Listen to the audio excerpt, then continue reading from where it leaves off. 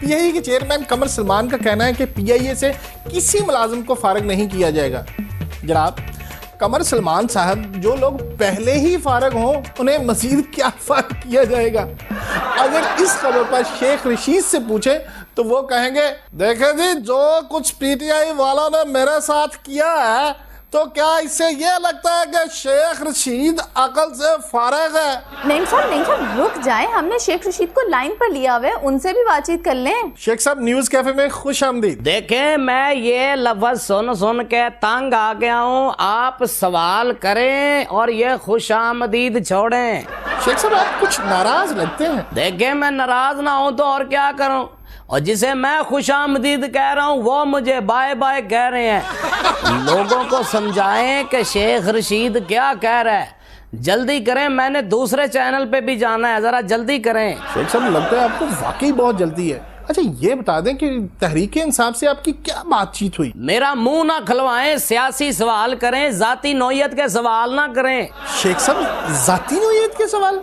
ये अवामी मुस्लिम लीग और पीटीआई के दरमियान जो मुज़ाकरात हो रहे हैं, ये उनके बारे में पूछना जाती नौयत का सवाल किस तरह हुआ? देखें, जहाँ मेरी बेइज्जती हो वो मुझे जाती नौयत ही लगती है। अच्छा शेख साहब, ये बताएं कि इलेक्शन में सीट एडजस्टमेंट के बारे में क्या ख्याल है? दफा मारें जी सीट एडजस्टमेंट को। इधर लीडर हाथ से निकला जा रहा है, इतनी मुश्किल से तो एक लीडर हाथ लगा था। अच्छा शेख साहब, ये बताएं कि इलेक्शन कब होंगे और इसमें आपकी पार्टी का क्या किरदार हो सकता है? मुझे अपने इस महंगे सिगार की कसम है, आपके इस सवाल ने मुझे दुख पहुंचाया। आप यकीन करें कि इतनी ब्यूटीफुल, यंग और पुरकशिश लीग को आप सरेआम डिस्कस कर रहे हैं, ये कहाँ का इंसाफ है? बताएं, ये सरासर नाइंसाफी है।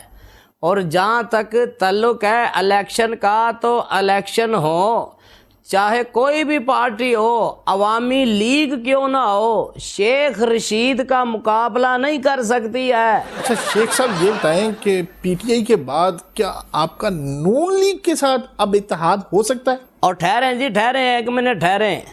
ये एक अहम सवाल है, इसका जवाब मैं अहले इलाका से पूछ कर दूंगा।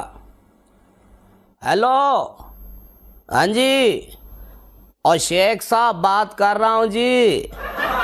अच्छा, मुझे ये बताएं कि मैं नून लीग से इत्तेहाद कर सकता हूँ? इलाका तो ठीक मिल गया, लगता है बंदा ठीक नहीं मिला। आप ऐसा करें कि मुझे 15 मिनट बाद फ़ोन करें तो मैं आपको सारी बात बता लूँगा। आप मुझसे फ़ोन पे ही बात कर लें। अच्छा शेख साहब, हुकूमत के बारे में आप कुछ बताएं। क्या खत लिखा जाएगा, नहीं लिखा जाएगा, क्या होगा? देखें, आप हुकूमत को छोड़ दें, मैं खत लिख देता हूँ, लेकिन मसला ये है कि खत को पढ़ेगा कौन?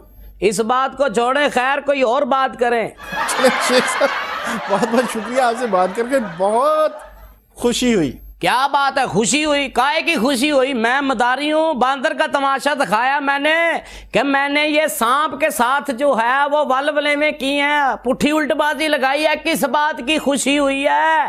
फलूदा खवा दिया मैंने तुम्हें, चौंसे छुपाए हैं, किस बात की खुशी है भाई? नाज़रीन, मुबारक हो, एक दफा फिर मुबारक हो। पाकिस्तान T20 सीरीज जीत गया है। पहली बार लोगों ने गोरों का काला मुंह देखा है। ये सईद अजमल का जादू था या टीम की मेहनत, प्रोफेसर का लेक्चर था या फिर जाके का छांटा? बहरहाल जो कुछ भी था बहुत शानदार। नहीं साहब, इस शानदार काम के साथ मुझे एक शख्स भी याद आ रहा है, और वो है बुकिया। ये वो वाहिद शख्स है जिसकी खुशी पाकिस्तान की जीत से बिल्कुल वाबस्ता नहीं होती। शायद इसीलिए इसे जवारी के नाम से याद किया जाता है। ऐसे बहुत सारे जवारी हमारी सियासत में भी मौजूद हैं, जो कोई भी काम शुरू होने से पहले ही शर्त लगा लेते हैं कि जी ये काम तो मुकम्मल होने वाला नहीं है, इस पे शर्त लगा लो। बात कुछ लंबी हो गई है भाई, इस शख्स से मुलाकात भी करवा दें। नाज़रीन, चलें देख लें मिस्टर बुकिया उर्फ गेम का सियासतदान। जी अस्सलाम वालेकुम, क्या हाल है आपका बुकिया साहब? वालेकुम अस्सलाम, मेरा नाम बुकिया नहीं बाबा है। आपने यहाँ जुआ खाना खोल रखा है? और क्या आस्ताना खोला हुआ है? हाँ जी ठीक है, ओके। गुरुलाल 80 पैसे अद्धी पेटी खिलवाया। पेटी? 2 आम मुझे भी खिला दें। पेटी लाख को कहते हैं, ये जेज वाली पेटी या आम वाली पेटी नहीं है। और 80 पैसे का मतलब है 80 पैसे। बाबा साहब, आपके यहाँ पर एक टर्म यूज होती है लेट ओवर, इसका क्या मतलब है, कुछ वजाहत फरमा दीजिए। और जरब के मुंह वाले, ये लेट ओवर है, तुम्हारी ट्रेनों की तरह लेट नहीं है। लेट ओवर का मतलब है जब कोई पेंटर बुकिए से अपनी तरफ पैसा लगाता है, आम जुबान में इसको कहते हैं खाना। वो था लगाना और ये है खाना। हाँ, एक सेकंड पाजी, फैंसी पा दियो। ओके 8 ओवर 59 काट। ओके हेलो 8 ओवर पाजी 60 काट। ओके जी भाई। ये फैंसी क्या है? फैंसी है वो चले। ये फैंसी और फिगर वो टर्म है जिसकी वजह से सारी स्पॉट फिक्सिंग होती है। इसका मतलब है किसी मखसूस ओवर के एंड पे क्या स्कोर आएगा। हाँ ओके। शेख 30,000 रखा था, ऑस्ट्रेलिया 50 पैसे। ये आपके साथ बैठकर मुसलसल कुछ लिख रहे हैं, किसी को ट्यूशन पढ़ानी है? ये मौसूफ कौन है? ओह नहीं, ये हमारा पेंसिलर है, हमारे सारे कारोबार का हिसाब किताब ये रखता है। समझ लेंगे ये हमारा वजीर खजाना है। आप सिर्फ क्रिकेट पर ही जुआ लगाते हैं? ओ वाह जी वाह, हम क्रिकेट तो क्या, बांदर किल्ला, गुल्ली डंडा, स्टापू, हत्ता के मौसम के हालात और सियासतदान कौन सा किसके झोली में बैठ के लोटा बनेगा, बात बात पर जुआ लगाते हैं, बल्कि हर बात पर जुआ लगाते हैं। अच्छा, आप ये बताएं कि आप जुआ महज किस्मत के बलबूते पर खेलते हैं या कोई टिप शिप भी कहीं से मौसूल हो जाती है आपको? और टिप कहाँ से आनी है जी, हमारे पास कौन सा जिन काबू किया हुआ है, या मेरी डायरेक्ट हॉटलाइन सामरी जादूगर से मिली हुई है। बस कुछ खिलाड़ियों के रिश्तेदार मुट्ठी में किए हुए हैं। अच्छा, तो क्या वो रिश्तेदार आपका कोई पैगाम उन खिलाड़ियों तक भी पहुंचाते हैं? बिल्कुल पहुंचाते हैं, उन्होंने दिहाड़ी नहीं लगानी होती। क्या आपको पुलिस रेड का डर नहीं लगता? ओ पुलिस अरे बाबा, इलाका SHO हर मैच में 30-35 हजार प्लस होता है। वो प्लस मतलब जीत जाता है। और बड़े साहब पेटी 2 पेटी वो भी प्लस होता है। आपका मतलब है कि ये तमाम पुलिस वाले और ये शुरफा मैच पर जुआ खेलते हैं? ओ खेले ना भी तो रेट जरूर पूछते हैं। आप जानते हैं कि आपकी वजह से पाकिस्तानी क्रिकेट टीम के 3 खिलाड़ी निकाल दिए गए और मुल्क की बदनामी अलहदा से हुई। ओ यार, हम कौन सा खिलाड़ियों को रिश्वत देते हैं? हाँ, उनकी मेहनत का जो मुआवजा बनता है वो जरूर। लेकिन बाबा साहब, जुआ है तो हराम ही ना? हाँ यार, जुआ खेलना है तो हराम ही, लेकिन हम तो जुआ खिला रहे हैं। हमने तो जुआरियों को सिर्फ प्लेटफॉर्म मुहैया किया है, मजदूरी कर रहे हैं, 2 पैसे रख के आगे बड़ी बुक पे लगा देते हैं। वैसे तेरी तनख्वाह है कितनी? 20,000। तो लेट ओवर कर 20 पैसे में आधी पेटी, पक्का जीतेगा 50,000 अंदर। और अगर हार गया? ओ नहीं, पक्की टिप है, जीतेगा। बल्कि मैं तो कहता हूँ कि हुकूमत हमें 8-10 खोखे दे, हम 2 साल में मुल्क का कर्जा उतार के फारिग। कितने अरसे से कर्जे का रोला डला हुआ है। और सुन, यहाँ रोज मैच होता है, अगर तू एक मैच पे 3,000 भी जीते तो महीने का 90,000 रुपया बनता है। अब खुद फैसला कर। अच्छा, फिर मेरा भी 10,000 लगवा दें। पैसे रख अपने पास, लगा देते हैं। वेलकम टू अवर बरादरी। नाज़रीन, पूरे पाकिस्तान में 6 सितंबर को यौम दफ़ा मनाया जाता है, लेकिन पाकिस्तान मुस्लिम लीग नून ने 2 सितंबर को यौम दफ़ाए डेंगी मनाया। जब उनसे ये पूछा गया कि संडे को यौम दफ़ाए डेंगी क्यों मनाया जा रहा है, आखिर इसकी क्या वजह है, तो नून लीग वालों का कहना था कि संडे को डेंगी घर पे आराम कर रहा होता है, उसको पकड़ना बहुत आसान होता है। नहीं साहब, एक और खबर है कि पाकिस्तान तहरीके इंसाफ के चेयरमैन इमरान खान ने कहा है कि तहरीके इंसाफ नजरिए पर जीतेगी और उसे कोई नहीं रोक सकता। सुनामी खान साहब, जिन पार्टियों का कोई नजरिया नहीं होता उनको भी कोई नहीं रोक सकता। जैसे नून लीग वाले राना सनाउल्लाह को कोई नहीं रोक सकता, वो कुछ भी बोले कुछ भी कहें, नून लीग उनके कहे को फरमाना ही कहती है। चले हम भी मान लेते हैं और राना सनाउल्लाह से पूछते हैं कि संडे को डेंगी डे मनाने की क्या वजह थी। राणा साहब, संडे को डेंगी आगाही मुहिम चलाने का क्या जवाब है? वो जो है इतवार छुट्टी का दिन होता है तो डेंगी भी आराम कर रहा होता है। हमारे खादमे आला साहब ने कहा कि उसकी गफलत से फ़ायदा उठा लिया जाए। वैसे भी सियानों की कहावत है कि दुश्मन पर उस वक्त वार किया जाए जब वो गाफिल हो। क्या इसमें कामयाब हुई, यानी डेंगी का खात्मा हुआ? वो जो है बड़े डेंगी तो हमारे काबू में नहीं आए, सियासतदान वगैरह।